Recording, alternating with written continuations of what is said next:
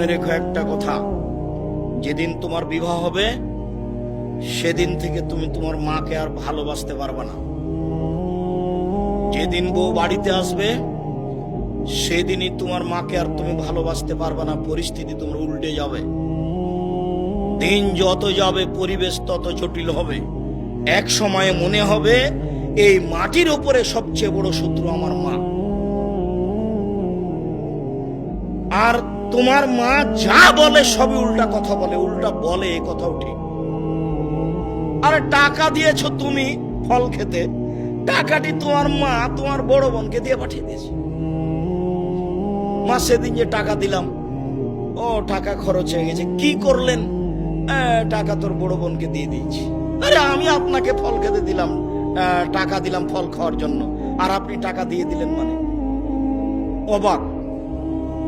আপনার ছেলে আর আপনার বড় ভাইয়ের বড় বোনের ছেলে এক জায়গাতে খেতে বসেছে, তো আপনার মা বড় মাছের টুকরা আপনার বোনের ছেলের পাতায় তুলে দিয়েছে। এইটা আপনার বউ দেখেছে এইবার রাতে। হ্যাঁ, তোমার মা এরকম, তোমার মা তোমার বোনের ছেলেকে ভালোবাসে। আমি রান্না করলাম কষ্ট করে, বড় মাছের টুকরাটা তোমার বোনের ছেলেকে দিয়ে দিল, আমি এগুলো সহ্য করতে পারি না। কত কি! আপনি সন্ধ্যায় এসে দেখছেন আপনার মা বিছানে পেশাব করেছে, উঠতে পারে না, বিছান গন্ধ করছে। আপনি বলছেন, হ্যাঁ তুমি আমার মায়ের বিছানা পরিষ্কার করনি, আমার মায়ের চাদরটা ধুয়ে দাওনি। তখন আপনার বউ বলছে, তোমার মাকে তুমি দেখো, তোমার মায়ের বিছানা তুমি পরিষ্কার করো। ওই ঘরে ঢুকলে তোমার মা আমাকে অকথ্য ভাষায় গালি দেয়, আমি তোমার মাকে দেখবো মানে? আপনার মা অকথ্য ভাষায় গালি দেয়, এ কথাও ঠিক। নেন, এবার কি করবেন?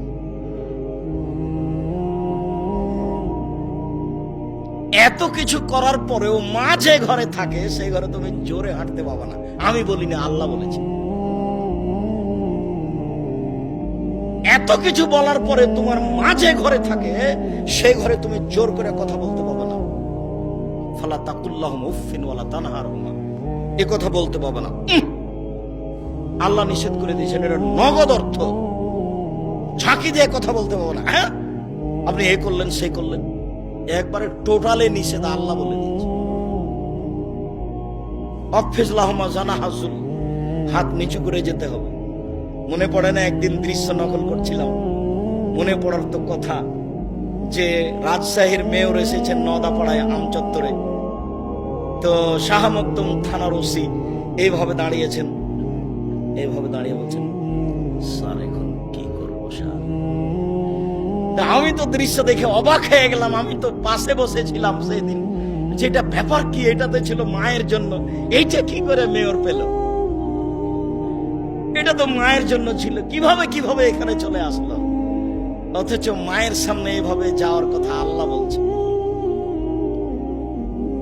আবার বলছেন শেষের দিকে, অকুল রব্বির হামহুমা কামা রাব্বায়ানি সগীরা, হে আল্লাহ তুমি আমার পিতা মাতাকে ওইভাবে দেখো বাল্য অবস্থায় আমাকে যেভাবে দেখেছিল, যার কারণে আপনাকে আমি সালাতের শেষে সালাম ফিরার পূর্বে একটা দোয়া পড়ার জন্য পরামর্শ দিয়েছি, মনে আছে কি? রব্বির হামহুমা কামা রাব্বায়ানি সগীরা। আর এটা যেন মনে থাকে, এর জন্য কি বলেছি বলেন তো দেখি? জাযাকাল্লাহ খায়ের। 2 রাকাত সালাত আদায় করতে হবে। 2 রাকাত সালাত আদায় করে আল্লাহকে বলতে হবে, আল্লাহ তুমি আমাকে এই দোয়াটা বলার তৌফিক দান করো, আমি যেন না ভুলি। সব সময় সালাত শেষে সালাম ফেরার পূর্বে রব্বির হামহুমা কামা রাব্বায়ানি সগীরা এই দোয়া বলার জন্য আমি আল্লাহর কাছে 2 রাকাত সালাত আদায় করে সাহায্য চাওয়ার জন্য বলেছি পৃথিবীর সকল দিনী ভাই বোনকে।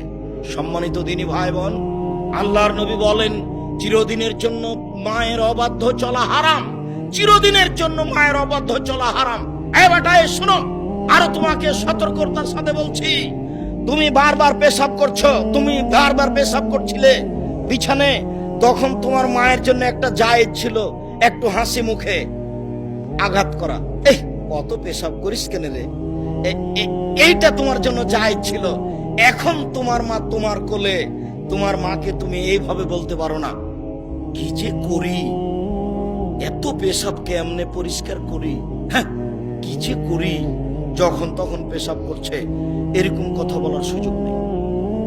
একদিন তুমি ছিলে তোমার মায়ের কোলে, এখন তোমার মা তোমার কোলে, গোসল দেওয়াবা তুমি, কাপড় পরাবা তুমি, কাঁধে করে মেডিকেল নিয়ে যাবা তুমি, কাপড় পরিবর্তন করে দেবা তুমি, তোমার মায়ের সবকিছু তুমি করবা। আল্লাহ তাআলা চিরদিনের জন্য মায়ের অবাধ্য চলা হারাম করে দিয়েছেন।